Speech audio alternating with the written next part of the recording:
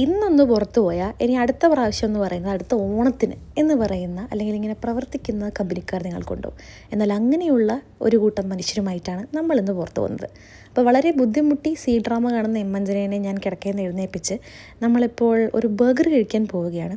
Actually ഇതെൻ്റെ first year മുതലേ ഉള്ള എൻ്റെ ഫ്രണ്ട്സാണ്. പക്ഷേ നമ്മൾ ഫസ്റ്റ് ഇയറിലൊക്കെ പുറത്തു പോകാത്ത ദിവസങ്ങൾ എണ്ണുമായിരുന്നെങ്കിൽ ഇപ്പോൾ പുറത്തു പോകുന്ന ദിവസങ്ങൾ വളരെ വിരലെണ്ണാവുന്നതിലും ചുരുക്കമാണ്. അപ്പോൾ നമ്മൾ സ്മാഷ് ദ ബർഗേറിയ എന്ന് പറഞ്ഞ ബർഗർ കഴിക്കാനാണ് വന്നത്. പക്ഷേ അതിലെ യൂഷ്വൽ സ്പോട്ടിലല്ല, പകരം മാനവീയത്ത് എന്തോ ഫെസ്റ്റ് നടക്കുന്നതുകൊണ്ട് ആ ഔട്ട്ലെറ്റ് കുറച്ച് ദിവസങ്ങളായിട്ട് ഇവിടെയായിരുന്നു. അപ്പോൾ അവിടെ നിന്ന് നമ്മളെല്ലാവരും OG സ്മാഷ് ബർഗർ കഴിക്കാം എന്ന് തീരുമാനിച്ചിട്ടാണ് ഇവിടെ വന്നത്. ഡ്രസ്സിലെ ഓട്ട ഒരു അലങ്കാരമായി കൊണ്ട് നടക്കുന്ന കാതിൽ കടുക്കനിട്ട കൂട്ടുകാരനാണിത്. പക്ഷേ ആൾ ഭയങ്കര ആർട്ടിസ്റ്റാണ് കേട്ടോ. അപ്പോൾ ഞങ്ങളുടെ കോളേജിലെ സ്ഥിരം സർഗ്ഗപ്രതിഭയാണ്. അതാണ് നിങ്ങൾക്ക് ഈ ഹെൽമെറ്റിലെ ചിത്രപ്പണികളിലൂടെ കാണാൻ സാധിക്കുക.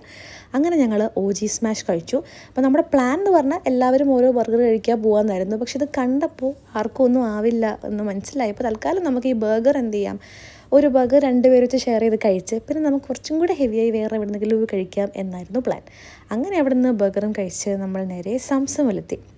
ആൻഡ് സംസമിലെത്തിയപ്പോൾ ഈ ബ്രസ്റ്റ് പീസ് ഓഡോ റീവൻ വഴി ചൂസ് ചെയ്യായിരുന്നു അനുഗ്രജും നൗറിൻ നൗഷാദും. അങ്ങനെ നൗറിൻ നൗഷാദ് പരാജയപ്പെട്ടു. ആൻഡ് ആ ഒരു വിഷമം അവൻ്റെ മുഖത്ത് ബാക്കി സമയം മൊത്തം നമുക്ക് കാണാൻ സാധിക്കുമായിരുന്നു. അപ്പോൾ അങ്ങനെ ഇന്നത്തെ പരിപാടികൾ ഇവിടെ കഴിഞ്ഞിരിക്കുന്നു. ഇനി അടുത്ത ഓണത്തിന് കാണാം. അപ്പോൾ ശരി എന്നാൽ.